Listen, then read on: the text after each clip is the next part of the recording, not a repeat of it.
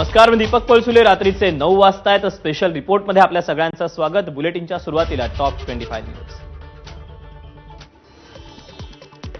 सोलापूर जिल्ह्याच्या बार्शी तालुक्यात कारी गावात संतप्त शेतकऱ्यांनी मंत्री भरत गोगावलेंचा ताफा अडवला.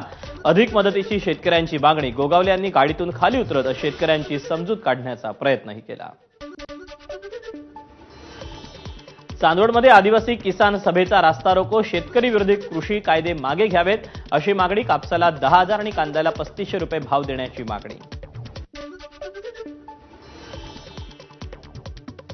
छत्रपती संभाजीनगरमध्ये मनपा प्रशासनाच्या रस्ता रुंदीकरणामुळे घर जाणार या धास्तीमुळे तरुणाची आत्महत्या. नातेवाईकांचा आरोप. तरुणाचं प्रेत रस्त्यावर ठेवून प्रशासनाविरोधात कुटुंबियांचा रास्ता रोको. यवतमाळच्या पुसदमध्ये बंजारा समाजाचा मोर्चा. एसटी प्रवर्गातून आरक्षण देण्याची बंजारा समाजाची मागणी.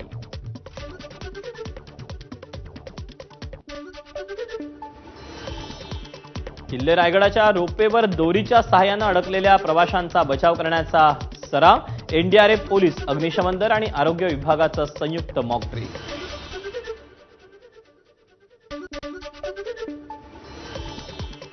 IRS अधिकारी समीर वानखेडे यांची दिल्ली उच्च न्यायालयात धाव. बॅड्स ऑफ बॉलिवूड विरोधात 2 कोटींचा मानहानीचा दावा.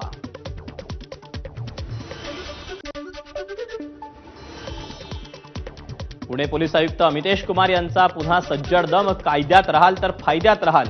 पोलीस आयुक्तांनी गुन्हेगारांना इशारा दिला.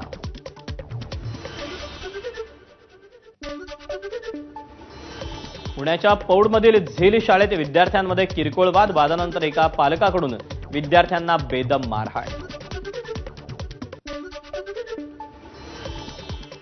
दहशत माजवणाऱ्या गुन्हेगारांची अकोल्यात धिंड काढण्यात आली. वाशिम बायपास परिसरातील न्यू नितीन बारमध्ये 2 गटात वाद झाला होता. पुण्यात मोकाट कुत्र्यांची दहशत वाढली. वडगाव शेरीमध्ये चिमुकलीवर मोकाट कुत्र्यांचा हल्ला. सीसीटीव्हीमुळे घटना उघडकीस. रायगडच्या अलिबागमध्ये गेमिंग ॲपच्या माध्यमातून फसवणूक करणाऱ्या आरोपीला अटक. 3 कोटींहून अधिकची रक्कम पोलिसांनी बँकेत गोठवली. टायटन स्पेस इंडस्ट्रीजच्या रिसर्च अँड डेव्हलपमेंटपदी गोंदियाच्या सृष्टी पाटीलची निवड. टायटन्स स्पेस इंडस्ट्रीजमध्ये अंतराळवीर म्हणून निवड होणारी सृष्टी पाटील ही विदर्भातली पहिली महिला ठरली. भारताकडून अग्नी प्राइम या मध्यम पल्ल्याच्या क्षेपणास्त्राची चाचणी यशस्वी. हे क्षेपणास्त्र रेल्वेवर बसवलेल्या विशेष यंत्रणेतून डागता येणार. संरक्षण मंत्री राजनाथ सिंग यांची माहिती.